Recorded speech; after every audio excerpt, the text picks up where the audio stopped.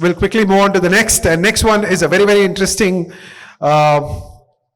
discussion. That's exactly why we positioned it before the lunch, so that, it is interesting enough for you to take the complete attention of the lunch break.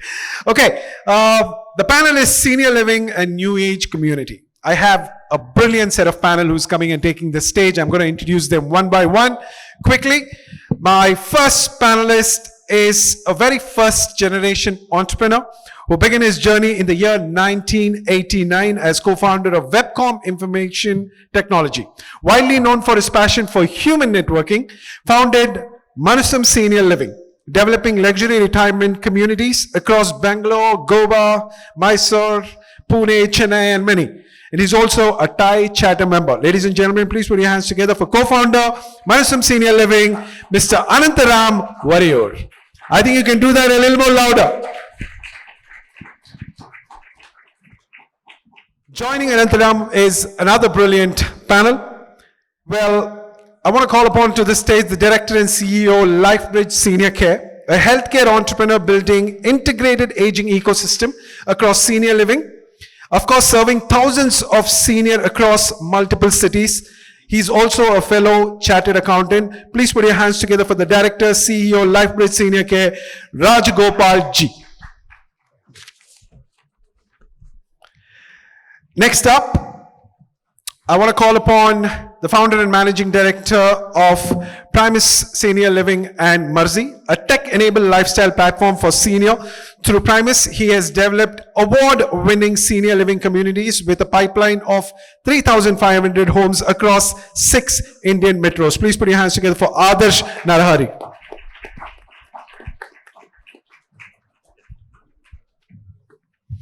And lastly, our moderator for today has been part of the panel before, but it's my pleasure to introduce him one more time. The India head of the alternative segment covering senior living, co-living, healthcare and education asset with over 25 years of experience. He's been here and you already know him. Please put your hands together for the senior managing director, JLL India, Mr. Karan Singh Sodi. Okay, I know this is before lunch. Single-handedly, can we give a big round of applause for panel? Thank you. Happy to start. Aging is coming, so specs is out. But on a serious note, I think it's one of the great sectors I personally passionate about. And in return, even JRL is focusing on this sector as the future growth sector. Senior living community, and I think hats off to all the 3 gentlemen here who've been pioneering this sector and taking leaps and bounds of growth and making a professional setup to actually help seniors become more independent and be more preventive care driven living. So with that, let me start off with Mr. Anantharam. I think you're focused on a strong community-led, I think we have mics. Can we have one more mic, please? We only have 2 over here. Focused on senior living, community-led luxury living. How do you ensure that the development includes all facets of social, medical, and emotional aspect, and at the same time not being institutionalized? First and foremost thing, before I start, I should thank the organizations like JLL for bringing almost like an industry recognition for a senior living industry, because the kind of the reports what you people have brought in, and that made a lot of noise in the market, and then that's how I think we are getting a lot of importance now. Okay, I'm sure all of you will agree that. And Asli, I should mention Asli also. Asli, Asli being one of the we are all part of an organization called Asli, Association for Senior Living in India, doing a fantastic job, and Raj is in the board, and so Adarsh was heading the Asli in the previous term. Okay, so now with respect to your question, like it's very, very important, especially in a senior living, not to make it too much institutionalizing it, right? Because a lot of human touch is very, very important here. Even though we create a lot of SOPs and even though we create a lot of processes and things like that. So what is most important in a senior living is the human touch. That is the people who care for them or create a home kind of an atmosphere. Let us say right from the food, for example. Like I'm sure with due respect to the hotel here, even if you eat in a 5-star hotel for a week or 10 days, probably you may get bored actually. Whereas the residents there has to eat the food for the rest of their life. Okay, so right from that, in the sense, in your own home, you will never get bored eating the food, right?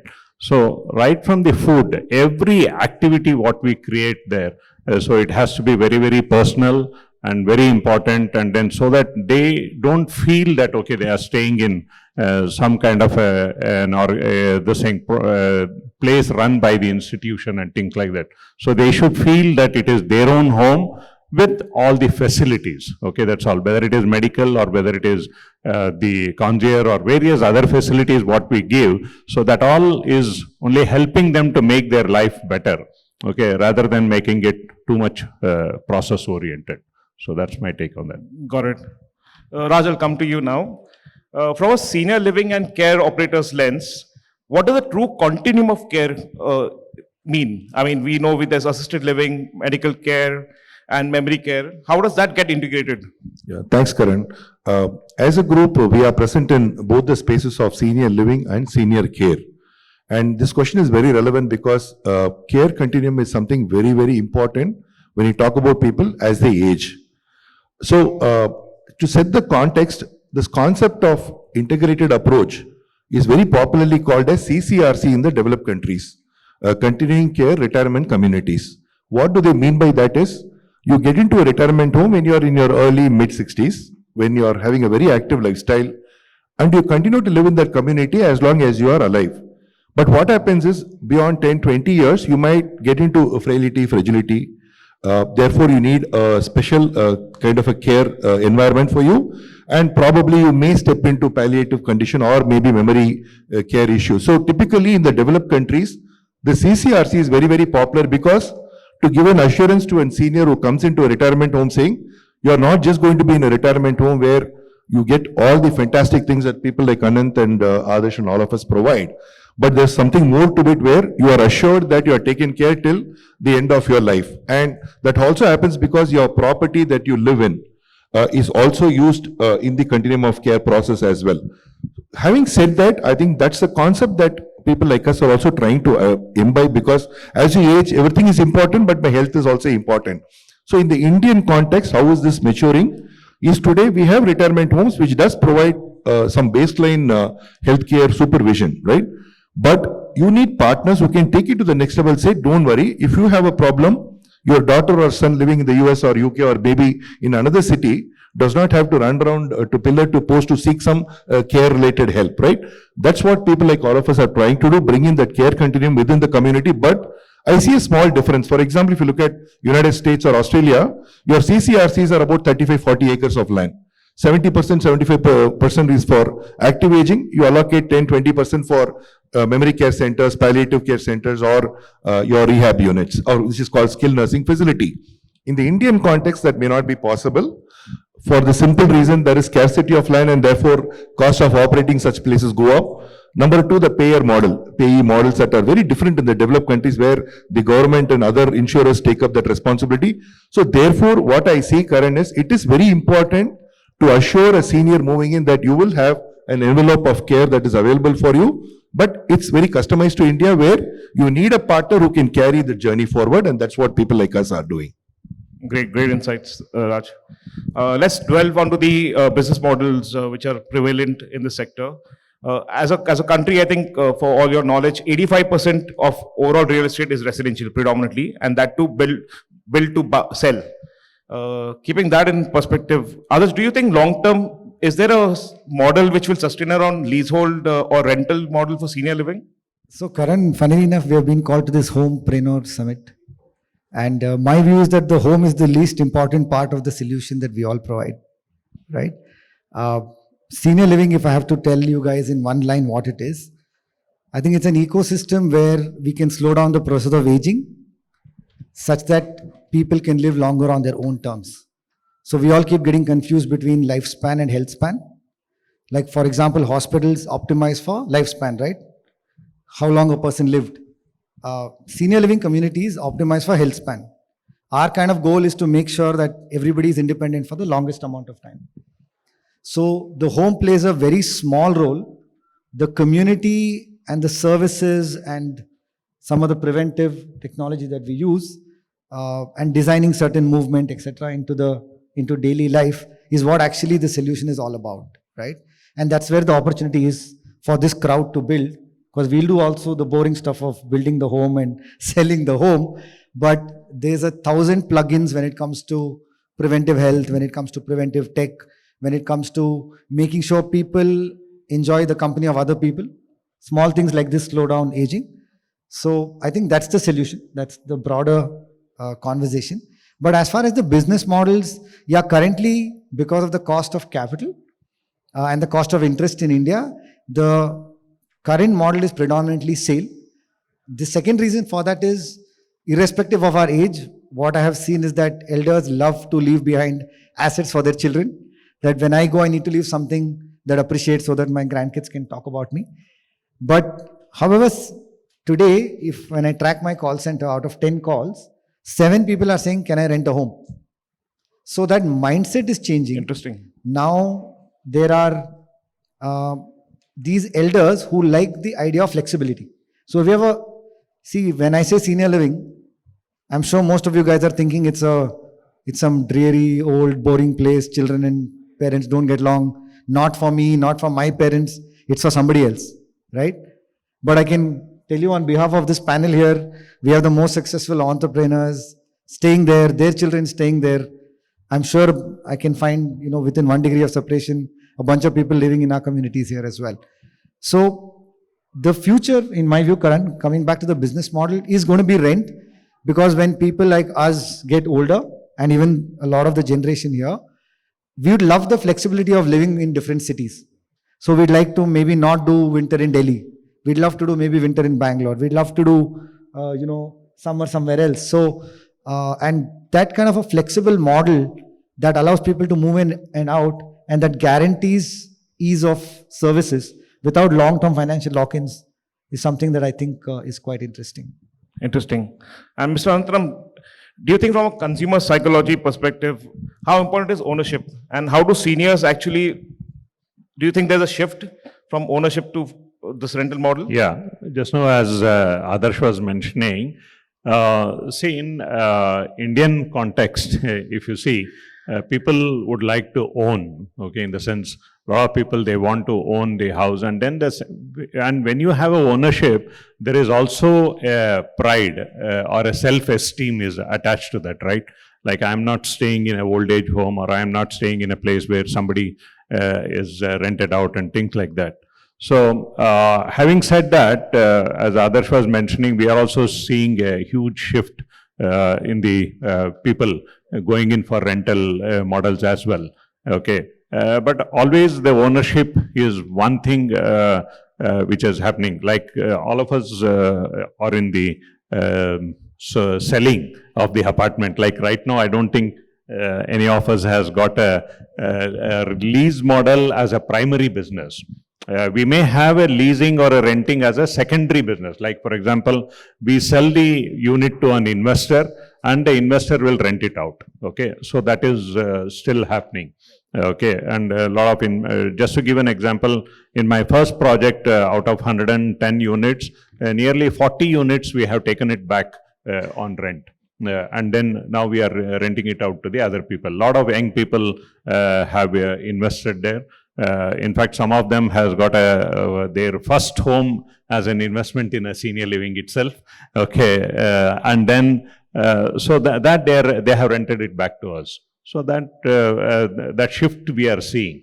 But definitely as an investment, when it comes to an investment, it could be a good investment for some people, like as you were mentioning in your previous panel, that the rental yield in many of the residential classes still lying at around 1.5% or 2% kind of a thing.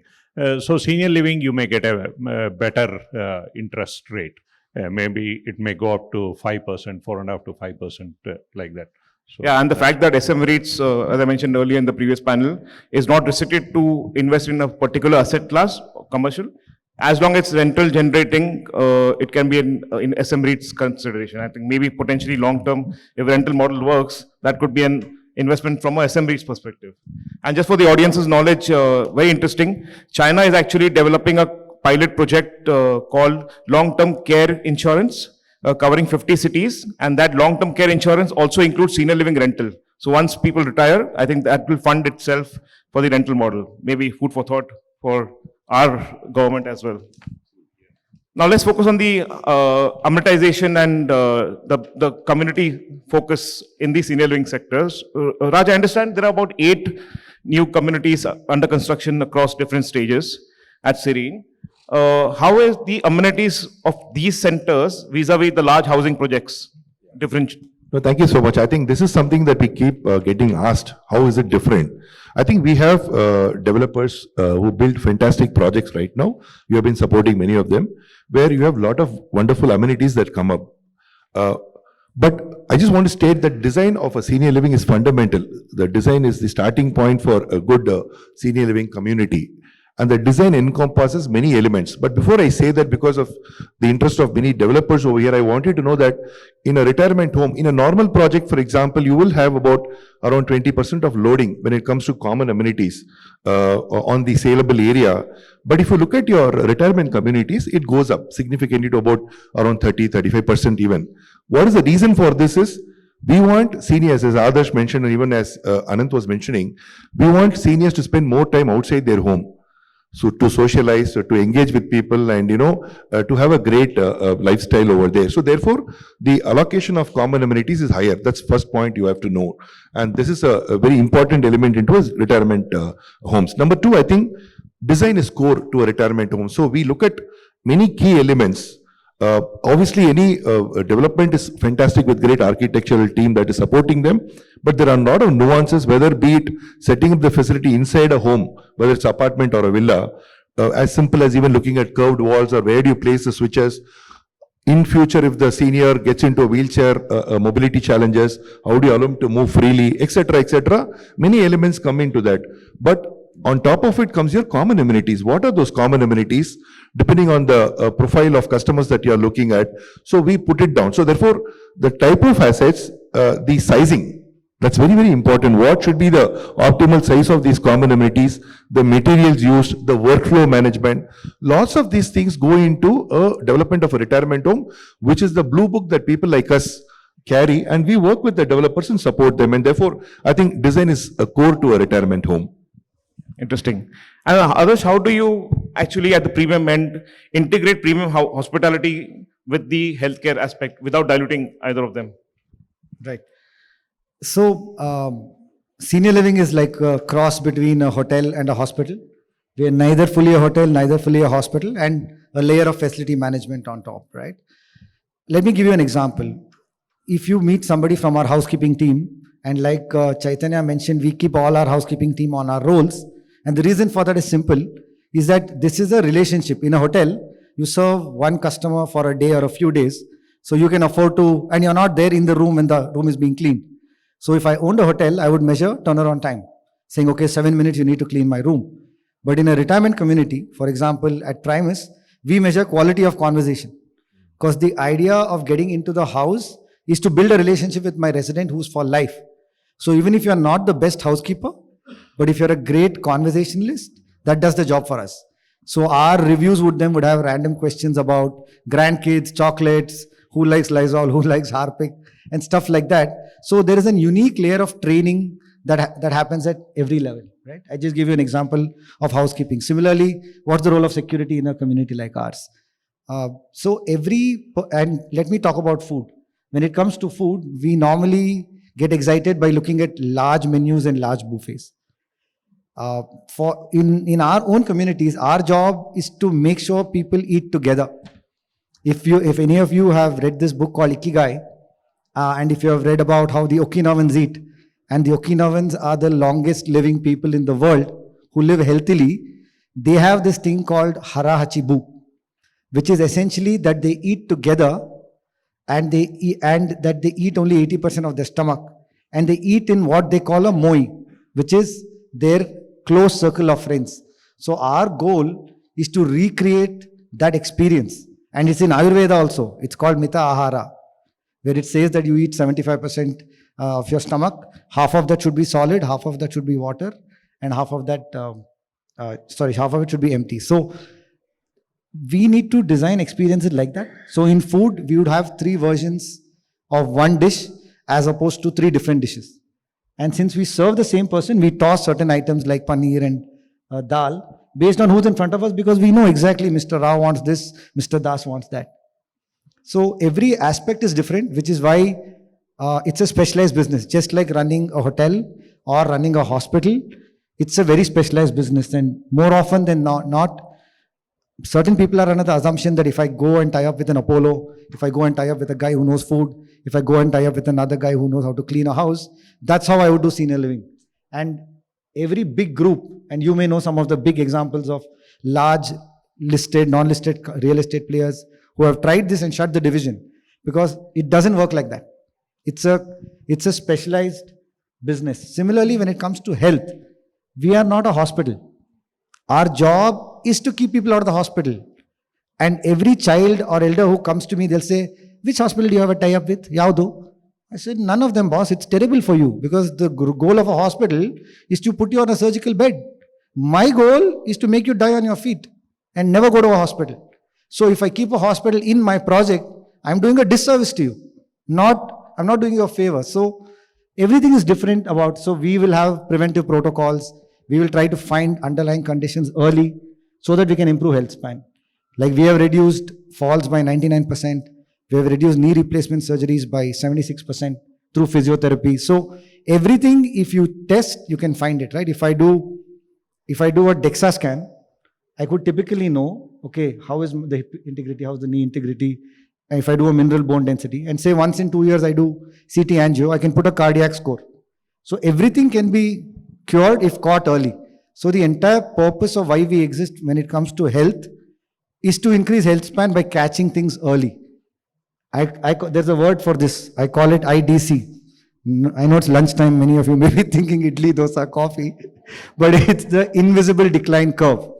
And we as people, including our parents and even on ourselves, we are not able to see the decline of our loved ones. It's an invisible decline. If they forget something, if they say, hey, did I have breakfast today?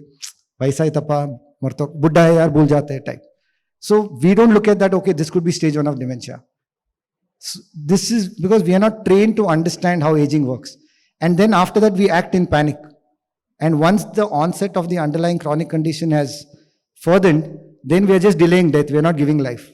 So the job for people like us is to give life and to find conditions early so we improve active life.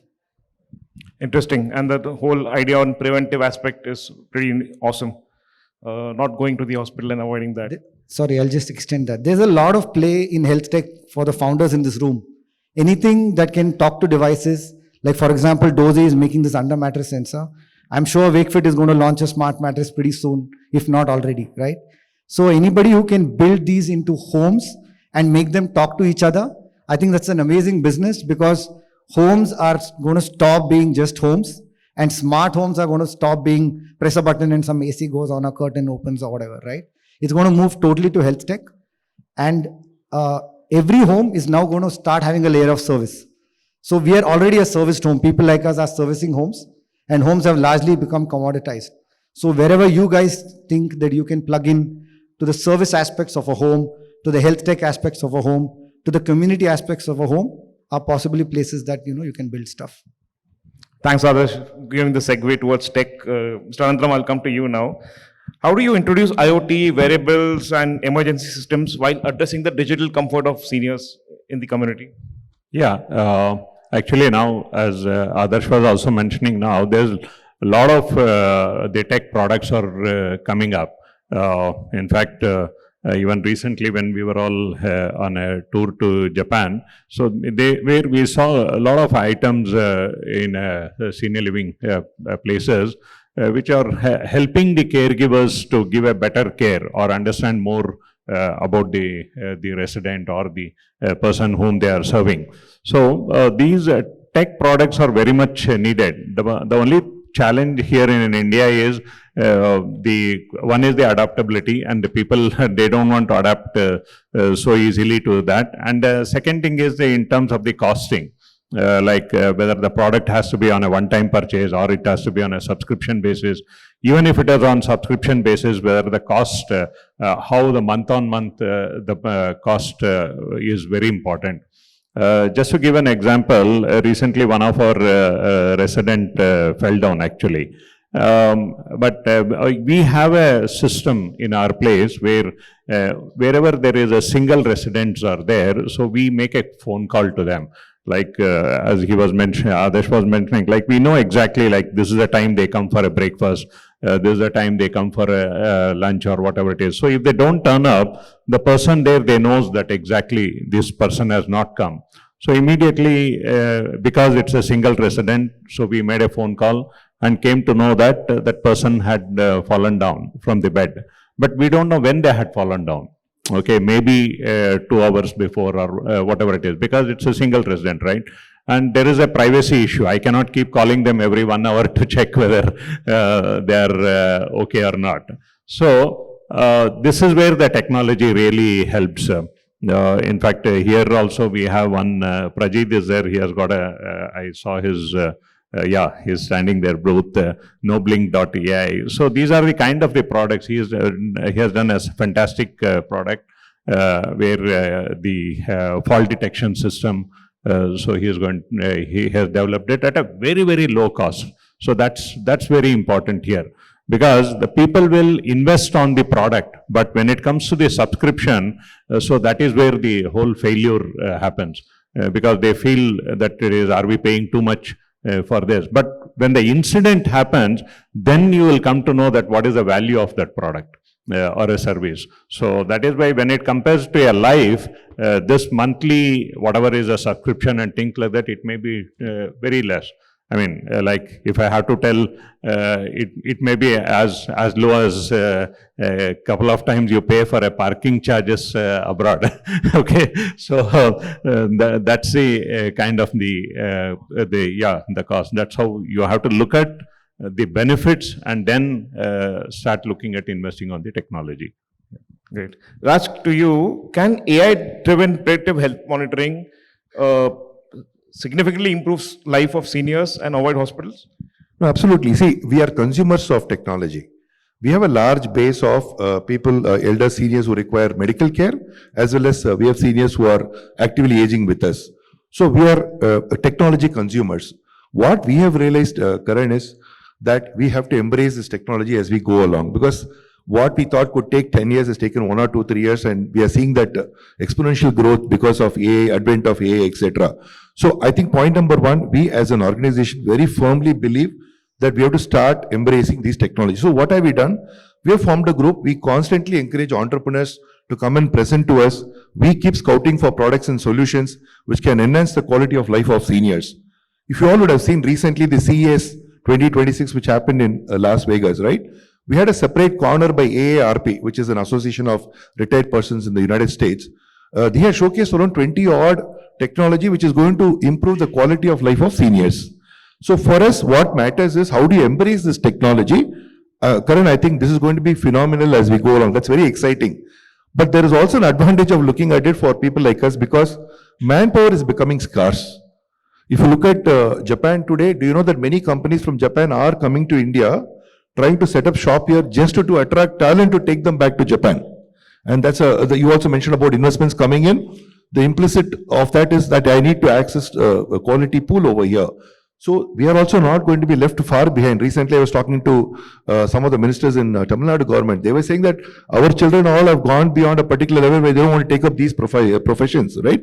So I think looking at the fact that there is going to be a shortage of quality manpower in future to take care of all of us when we become next in 10, 20 years, technology will make a big difference to bridge that gap and also bring greater outcomes. And we believe that our people then can spend more qualitative time rather than filling of forms, but with the seniors in rendering great care.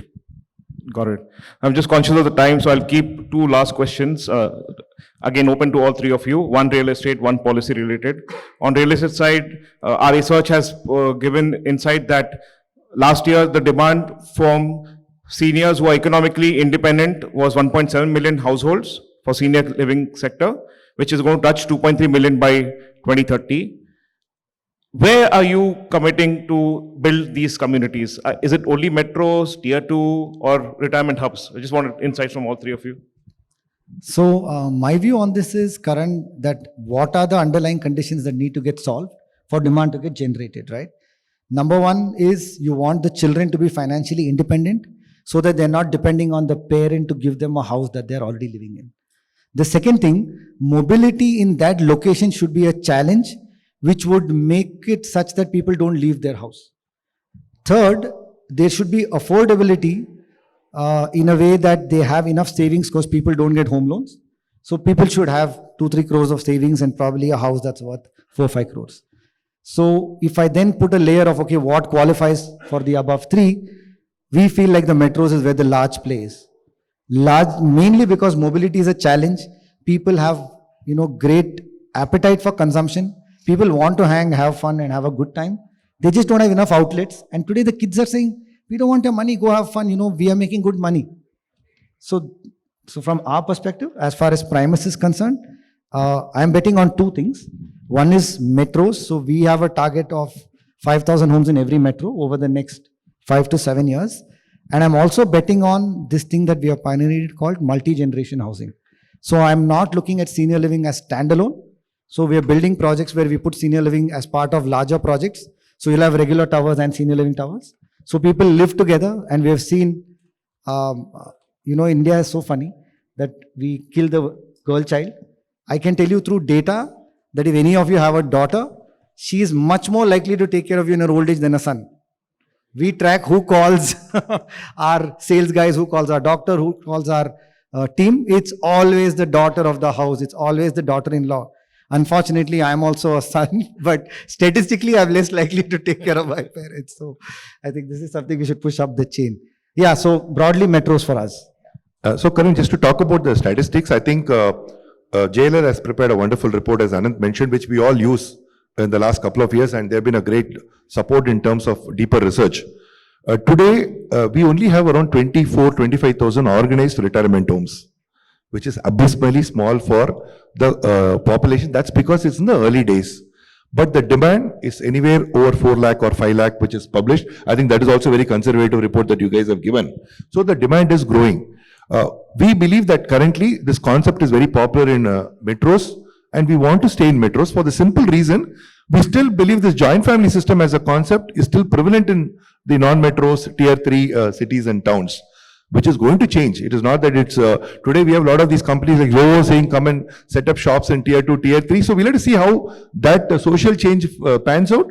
But for the next 4-5 years, I can say very clearly, all our hands would be full for satisfying the metro requirement because of these phenomena I mentioned. So, yeah, like as just now Raj mentioned, 22,000 organized houses. So out of that, I think I'm sure 10,000 is sitting here. Okay, so maybe that's one of the testimony to say that the metros are definitely the major player. Having said that, we at Manasum, we have started focusing on tier 2 cities. We have already moved to the places like Tirupati, Mysore, Mangalore and Vrindavan. So we are talking at Vrindavan. So various these kind of places where the people have not yet explored whether the senior living works or not. I'm sure my take on this particular thing is any city in India getting first 200 people to sign up for a senior living is not a big deal. Okay, it is going to happen. And if you are a first mover there, so that's what we are working on. So the biggest challenge is, so people will invest on the property, but what is most important is the recurring expenses. Metros are becoming quite costlier, the manpower is also becoming quite costlier. So we are hoping that when we go to these tier 2 cities, whether our operational costs will come down and things like that. So that way it becomes more affordable as well. And also we have seen lot of our seniors, they have moved in to Bangalore kind of a places from places like Hubli or various other tier 2 cities, smaller cities. They have moved in because they don't have a facility in their cities. So that's why we are focusing on this. I would have loved to got the policy answer, but they've got a chat also now. So I don't want to take away audience chance to ask 1 or 2 questions. So I'll open up to the audience if there are any questions to the panel. Hello, sir. My name is Utkarsh. I wanted to ask, in communities, how important is the staff is trained in geriatrics? Like, do you focus on that your nursing staff or housekeeping staff is trained in geriatrics or not? So geriatric care is something, I would say, secondary to a retirement home. Retirement home is a fantastic, happy place.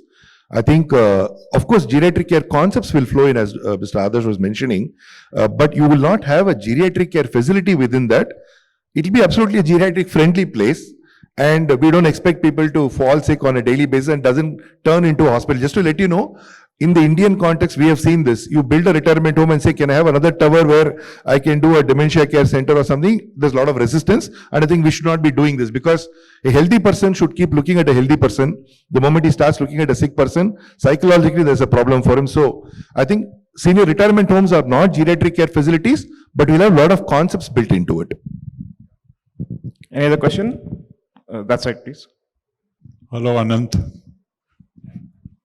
I know Anant very well from a long time. My question to you is that I love the acronym ASLI. So here you are leaders in this space. Why don't we think of it at a national level? Your association speaks to the PM, he's a listening PM. And since most of these politicians are quite old, they can relate, 80, 85 years old, Trump and all that. They can relate a lot. Other than managing your own systems and your company so very beautifully, we need to look at it as a very big picture, because Australia, Anant, I had several conversations with Anant on this. Australia and US is far ahead. What about India? I mean, you look at it away from the company and look at a very big picture of, you start working on those lines, because when you move into those circles, then these issues will get solved easily. If you are within your own circle, you will not solve very major problems. The higher you go, the better it is. And the three of you sitting here, you have all the acumen, all the leadership qualities, as I know. You can talk at an India level. That's my suggestion to you people. Sir, the year is 2041, by which the people above the age of 60 will be 18% of our population. Until then, they are not going to be the voter base that is going to change anything significant, right?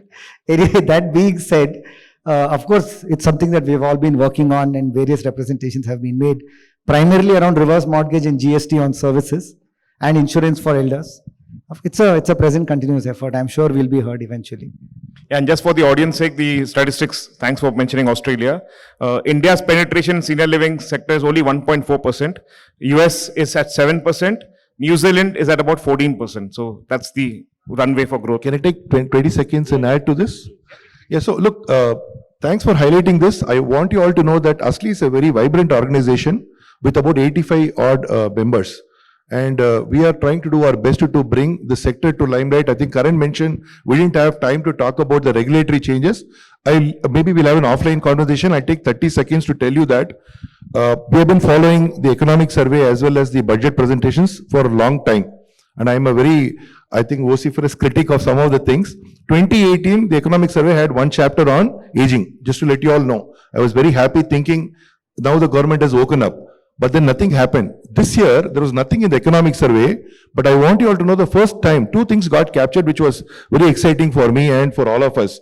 One is they did mention about creating a great ecosystem for geriatric care in India. I'm assuming senior living is subsumed in that when you talk about the government level. That's a good thing. What are they going to do with that is for people like us to push them, which is what we are doing. Number two, they've also introduced the concept of multi-skilled care workers. Because I was talking to you about the potential shortfall of resources availability in India. We, along with Manipal University, have launched a program to multi-skill somebody who can be a nurse, physiotherapist, caregiver, bundled into one so that they get more money at the same time the shortages is taken care of. So therefore, lots of things are happening at the regulatory end, sir. Maybe we can have an offline conversation, Karan. I think we should have had a separate topic on that as well. Yeah, and just one last point before I close is very initial green shoot. Maharashtra government and government of Haryana have actually called out senior living sector as a unique asset class and have announced incentives for developers, for operators, as well as consumers. I mean, for example, stamp duty of 1,000 rupees flat and 0 GST if you buy in Maharashtra, a senior living house. Yeah. Thank you. I think it was great to... Yeah. In terms of numbers, what Karan was mentioning, like if you look at China and India population is almost same, or in fact, India is more. Okay, yeah, India is more. But in China, you have about, as per your report, they have about 8 million senior homes, whereas in India, we have about 22,000. Okay, so that's the gap, right? So there is a huge opportunity in this. Okay, thank you, everyone. Hope the audience enjoy this panel.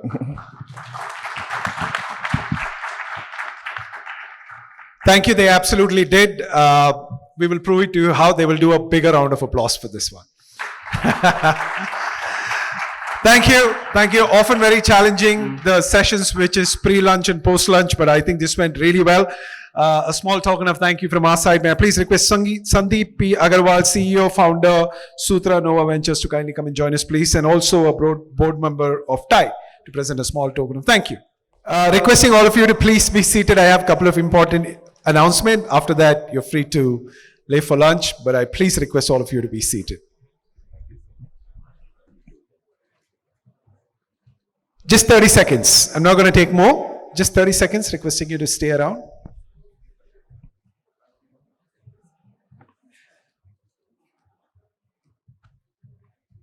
We'll conclude with a group picture quickly.